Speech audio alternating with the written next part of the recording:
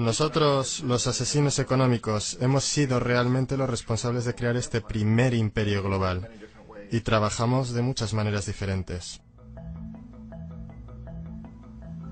Pero quizás la más común es que identificamos a un país que tiene recursos que nuestras corporaciones codician, como petróleo. Entonces, concretamos un gran préstamo a ese país desde el Banco Mundial o una de sus organizaciones hermanas. Pero el dinero nunca va realmente al país. En cambio, va a nuestras grandes corporaciones para fabricar proyectos de infraestructura en ese país, plantas de energía, parques industriales, puertos, cosas que benefician a unas pocas personas ricas en ese país, además de nuestras corporaciones. Pero en realidad no ayuda a la mayoría de la gente para nada. Sin embargo, esa gente, el país entero queda soportando una deuda enorme. Es una deuda tan grande que no la pueden pagar. Y eso es parte del plan. No pueden pagarla. Y entonces en algún momento volvemos y les decimos, escuchen, nos deben un montón de dinero, no pueden pagar su deuda, así que véndanos su petróleo muy barato a nuestras compañías petroleras. Permítanos construir una base militar en su país. O envíen tropas en apoyo a las nuestras en algún lugar del mundo como Irak, o voten con nosotros en la próxima votación de las Naciones Unidas, hacer que privaticen sus compañías eléctricas y que privaticen su sistema de agua corriente y desagües, y se los vendan a corporaciones norteamericanas u otras corporaciones multinacionales. Y hay una nube total, y es tan típico la manera en que trabajan el Banco Mundial y el FMI, ellos endeudan a un país. Y es una deuda tan grande que no pueden pagar. Y entonces les ofrecemos refinanciar esa deuda y pagar aún más interés. Y tú demandas este quid pro quo, lo que llamas una condicionalidad o buen gobierno, lo que básicamente significa que ellos tienen que vender sus recursos, incluyendo sus servicios sociales, sus compañías públicas, a veces sus sistemas educativos, sus sistemas penales, sus aseguradoras, a corporaciones extranjeras. Y es un doble, triple, cuádruple aniquilamiento. El precedente de asesino económico empezó realmente en los años 50, cuando Mossadegh, elegido democráticamente, que fue elegido en Irán, él fue considerado una esperanza para la democracia, en Oriente Medio y en todo el mundo. Fue el hombre del año en la revista Magazine. Pero una de las cosas que trajo y comenzó a implementar era la idea de que las compañías petroleras extranjeras tenían que pagarle al pueblo iraní mucho más por el petróleo que sacaban de Irán, y el pueblo iraní debería beneficiarse de su propio petróleo. Una política extraña. Por supuesto que no nos gustó, pero teníamos miedo de hacer lo que hacíamos normalmente, que es mandar militares. En su lugar, mandamos a un agente de la CIA, Kermit Roosevelt, pariente de Teddy Roosevelt. Kermit fue con algunos millones de dólares y fue muy efectivo y eficiente, y en un pequeño lapso de tiempo se las arregló para hacer derrocar al Mossadegh y trajo al Shah de Irán para reemplazarlo, quien estuvo siempre a favor de nuestra política petrolera. Y fue extremadamente efectivo. Bombs overflow Tehran. Army officers shout that Mossadegh has surrendered and his regime as virtual dictator of Iran is ended. Pictures of the Shah are paraded through the streets as sentiment reverses. The Shah is welcomed home. Y de vuelta a los Estados Unidos, en Washington, la gente miraba alrededor y decía, wow, ¿eso fue fácil? Y barato. Y esto estableció toda una forma nueva de manipular países creando imperio. El único problema con Roosevelt era que llevaba una tarjeta de agente de la CIA, y si hubiera sido atrapado, las ramificaciones habrían sido muy serias. Así que muy rápido, en ese instante, se tomó la decisión de usar consultores privados para canalizar el dinero a través del Banco Mundial o el FMI, o alguna otra de sus agencias para mandar gente como yo que trabajan para compañías privadas. Así que si nos atrapan, no habría ramificaciones gubernamentales.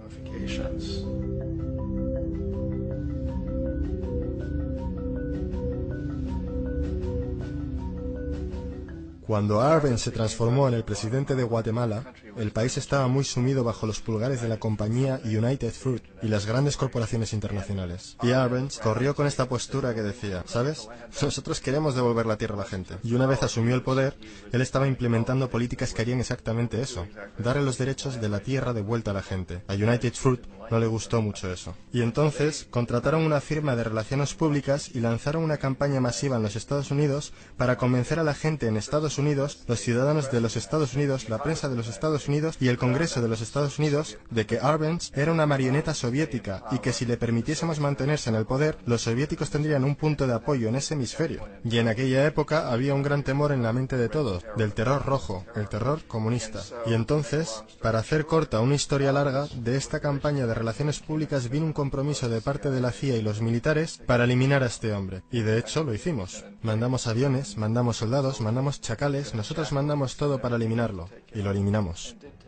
Y tan pronto como fue removido de su oficina, el nuevo tipo que lo reemplazó reinstauró básicamente todo para las grandes corporaciones internacionales, incluyendo a United Fruit.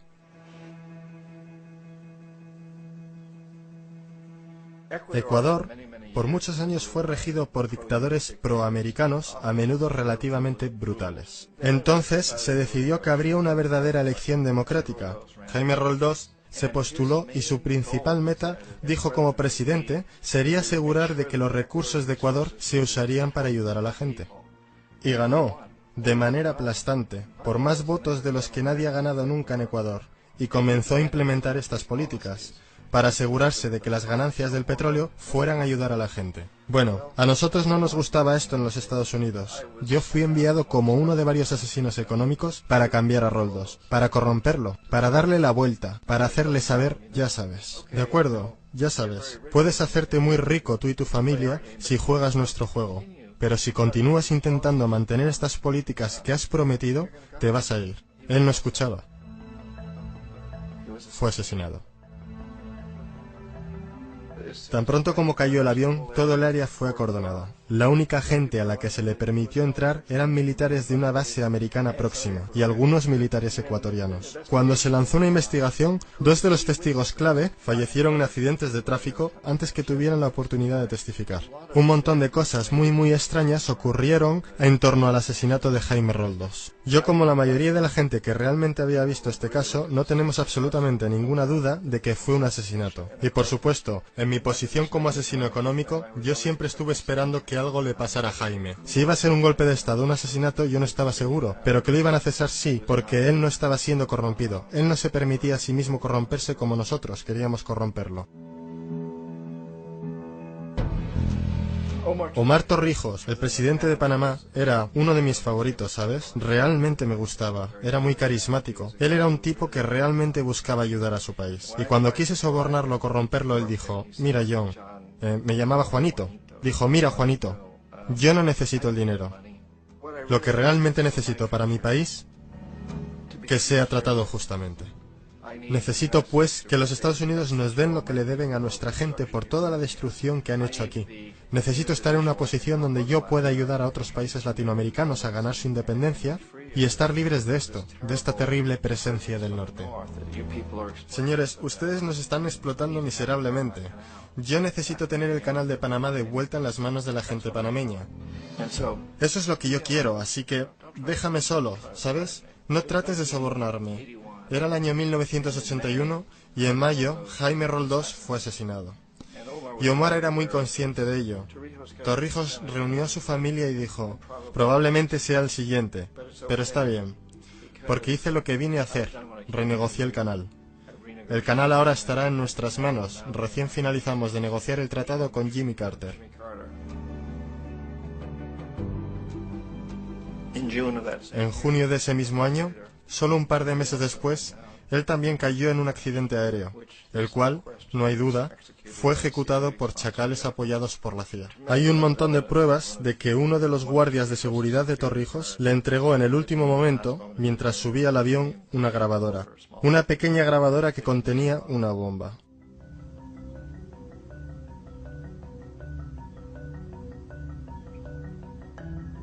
Es interesante para mí cómo este sistema ha continuado de la misma forma por años y años, salvo que el asesino económico se ha vuelto mejor y mejor. Entonces nos las vimos muy recientemente con lo que pasó en Venezuela. En 1998, Hugo Chávez queda electo presidente, siguiendo una línea larga de presidentes que había sido muy corruptos y destruyeron básicamente la economía del país. Y fue elegido Chávez entre todo esto.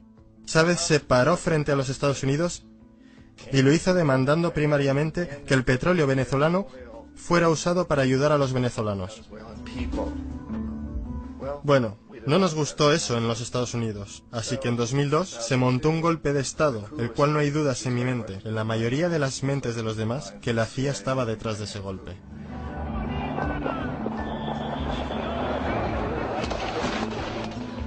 La manera en que fue fomentado ese golpe era muy parecido a aquel que Kermit Roosevelt hizo en Irán, de pagarle a la gente para que saliera a las calles, para manifestarse, para protestar, para decir que Chávez era muy impopular.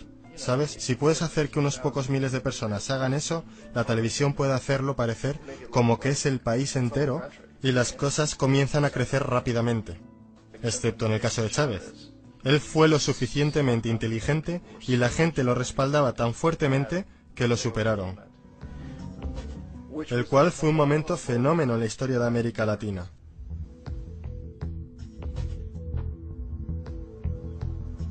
Irak realmente es el ejemplo perfecto de cómo funciona todo el sistema. Entonces nosotros, los asesinos económicos, somos la primera línea de defensa. Nosotros entramos, tratamos de corromper a los gobernantes y conseguimos que acepten estos préstamos enormes, lo que usamos entonces como palanca para ser dueños de ellos básicamente. Si fallamos, como fallé en Panamá con Omar Torrijos y en Ecuador con Jaime Roldós, hombres que rehusaron a ser corrompidos, entonces la segunda línea de defensa es mandarles los chacales.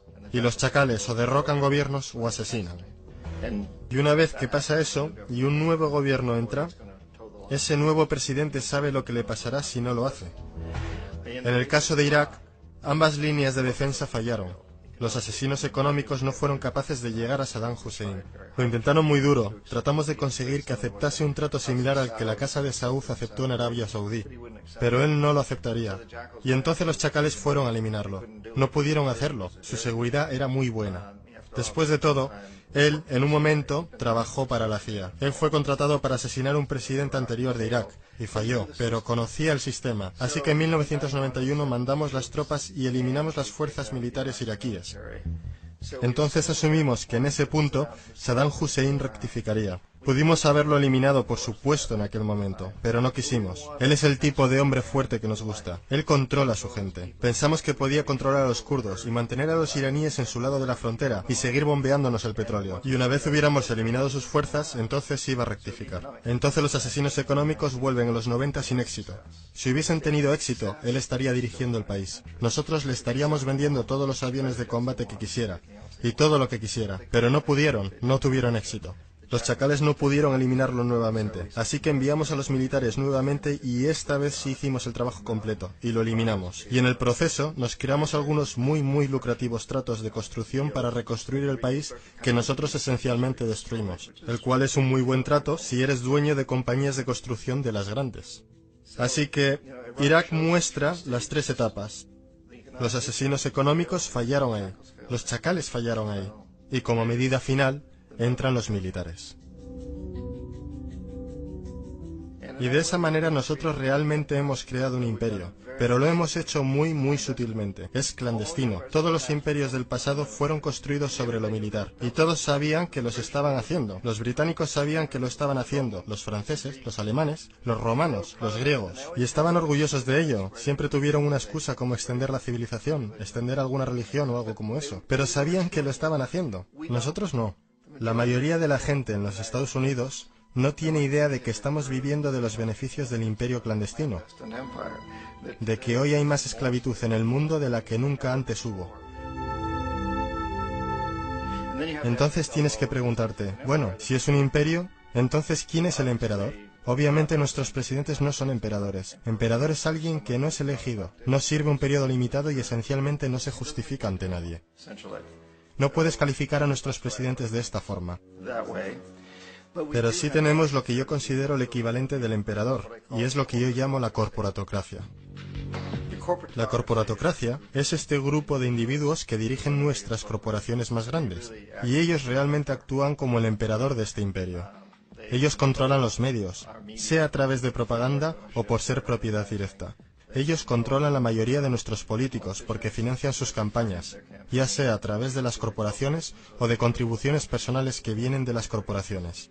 Ellos no son elegidos, no sirven periodos limitados de tiempo, no se justifican ante nadie. Y en la misma cima de la corporatocracia realmente no puedes saber si la persona está trabajando para una corporación privada o el gobierno, porque ellos siempre se mueven hacia atrás y adelante. Así que tienes a un tipo que en un momento es el presidente de una compañía constructora como Halliburton y al momento siguiente es el vicepresidente de los Estados Unidos, o el presidente quien estaba en el negocio del petróleo. Y esto es verdad aunque tengas demócratas o republicanos en la oficina. Tienes ese moverse atrás y adelante por una puerta giratoria, y de esta forma nuestro gobierno es invisible por mucho tiempo, y las políticas son llevadas por nuestras corporaciones en un nivel u otro.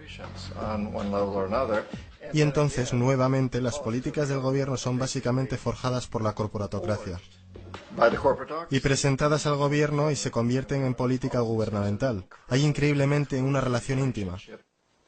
Esto no es un tipo de cosa o teoría conspirativa. Esta gente no se tiene que reunir y conspirar para hacer cosas. Todos ellos trabajan básicamente bajo una asunción primaria, y esta es que deben maximizar las ganancias sin importar los costos sociales o ambientales.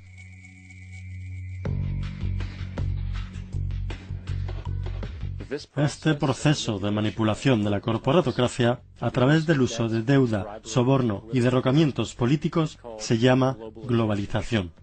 Así como la Reserva Federal mantiene al pueblo americano en una posición de servidumbre contractual a través de la deuda perpetua, la inflación y el interés, el Banco Mundial y el Fondo Monetario Internacional sirven este rol en una escala global. El engaño básico es simple. Pone un país en deuda, bien por su propia indiscreción o corrompiendo al líder de ese país, y entonces imponer condicionalidades o políticas de ajuste estructural. A menudo consistiendo en lo siguiente. Devaluación de la moneda. Cuando el valor de la moneda cae, así también lo hace todo lo que está valuado en ella. Esto hace los recursos indígenas disponibles a países depredadores a una fracción de su valor. Grandes recortes de fondos para programas sociales. Esto normalmente incluye educación y salud, comprometiendo el bienestar y la integridad de la sociedad, dejando al público vulnerable a la explotación. Privatización de empresas del Estado. Esto significa que sistemas sociales importantes se pueden comprar y regular por corporaciones foráneas por ganancias. Por ejemplo, en 1999, el Banco Mundial insistió que el gobierno boliviano vendiera el sistema público de agua de su tercera ciudad a una subsidiaria de la corporación americana Bechtel. Tan pronto ocurrió, las facturas de agua para los residentes locales ya empobrecidos se dispararon al cielo. No fue sino hasta una revuelta completa del pueblo que el contrato se anuló. Entonces está la liberación del comercio, o la apertura de la economía quitando las restricciones de comercio exterior. Esto permite un número de manifestaciones económicas abusivas, tales como que las corporaciones transnacionales traigan sus propios productos en masa, vendiendo más barato que la producción indígena y arruinando la economía local. Un ejemplo es Jamaica, que después de aceptar préstamos y condicionalidades del Banco Mundial, perdió sus mercados de cosechas más grandes debido a competencia con importaciones occidentales. Hoy, granjeros incontables están sin trabajo, pues son incapaces de competir con las grandes corporaciones. Otra variación es la creación de numerosas, aparentemente desapercibidas, desreguladas e inhumanas fábricas explotadoras, que toman ventaja de la economía impuesta. En adición, debido a la desregulación de la producción, la destrucción ambiental es perpetua, ya que los recursos a menudo son explotados por corporaciones indiferentes mientras liberan grandes cantidades de contaminación deliberada. La demanda ambiental más grande en la historia del mundo hoy viene de parte de 30.000 ecuatorianos y gente del Amazonas contra Texaco, de la que ahora es dueña Chevron. Así que es contra Chevron, pero por actividades conducidas por Texaco. Han estimado que han sido más de 18 veces lo que Exxon Valdez volcó en las costas de Alaska. En el caso de Ecuador no fue un accidente. Las compañías lo hicieron intencionalmente. Ellos sabían que lo estaban haciendo para ahorrar dinero en vez de arreglar la disposición apropiada. Además, un somero vistazo a los registros de rendimiento del Banco Mundial revela que la institución, que clama públicamente ayudar países pobres a desarrollar y aliviar la pobreza, no ha hecho nada, excepto incrementar la pobreza y la no distribución de riquezas, mientras las ganancias corporativas se elevan. En 1960, la brecha de ingresos entre un quinto de la población y los países más ricos versus un quinto en los países más pobres era 30-1. En 1998 era de 74-1. Mientras el Producto Bruto Global subió 40% entre 1970 y 1985, los que están en la pobreza en realidad son más, un 17% más. Mientras que de 1985 a 2000, aquellos que viven con menos de $1 al día se incrementaron un 18%. E incluso el Comité Económico del Congreso norteamericano admitió que hay un mero 40% de éxito de todos los proyectos del Banco Mundial.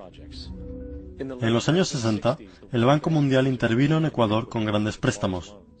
Durante los próximos 30 años, la pobreza creció del 50% al 70%. Sobreempleo y desempleo crecieron de 15% al 70%. La deuda pública se incrementó de 240 millones a 16.000 millones, mientras que la porción de recursos destinados a los pobres bajó de 20% al 6%.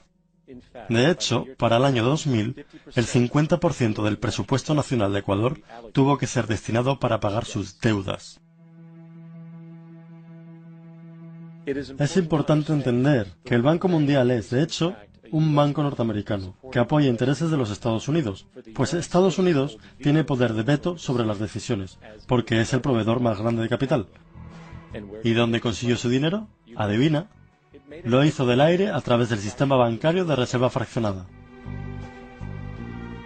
Basado en el Producto Bruto Interno, de las primeras 100 economías del mundo, 51 son corporaciones y 47 de esas 51 tienen base en los Estados Unidos. Walmart, General Motors y Exxon son económicamente más poderosas que Arabia Saudita, Polonia, Noruega, Sudáfrica, Finlandia, Indonesia y muchos otros. Y mientras las barreras proteccionistas se rompen, las monedas se unifican y manipulan en mercados flotantes. Y las economías de los estados se vuelcan a favor de competir en el capitalismo global. El imperio se expande. Usted aparece en su pequeña pantalla de 21 pulgadas y grita sobre América y la democracia. No existe América. No existe la democracia. Solo existe la IBM, la ITT, la AT&T, y DuPont, Dow, Union Carbide y Exxon. Esas son las naciones del mundo hoy día. ¿De qué hablan los rusos en sus consejos de Estado? ¿De Karl Marx? No. De sistemas de programación lineal. De teorías sobre estadística, de problemas económicos, y computan costos de sus transacciones e inversiones, como hacemos nosotros. Ya no vivimos en un mundo de naciones e ideologías, señor Bill. El mundo es un colegio de corporaciones, inexorablemente dirigido por los estatutos inmutables de los negocios. El mundo es un negocio, señor Bill.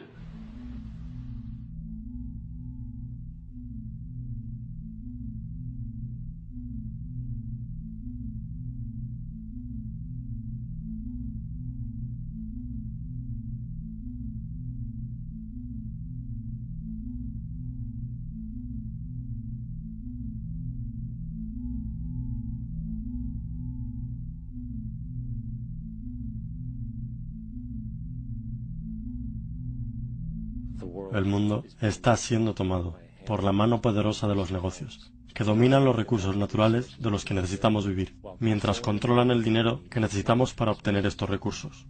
El resultado final será un monopolio mundial basado no en la vida humana, sino en poder financiero y corporativo. Y mientras la inequidad crece, naturalmente más y más gente se desespera.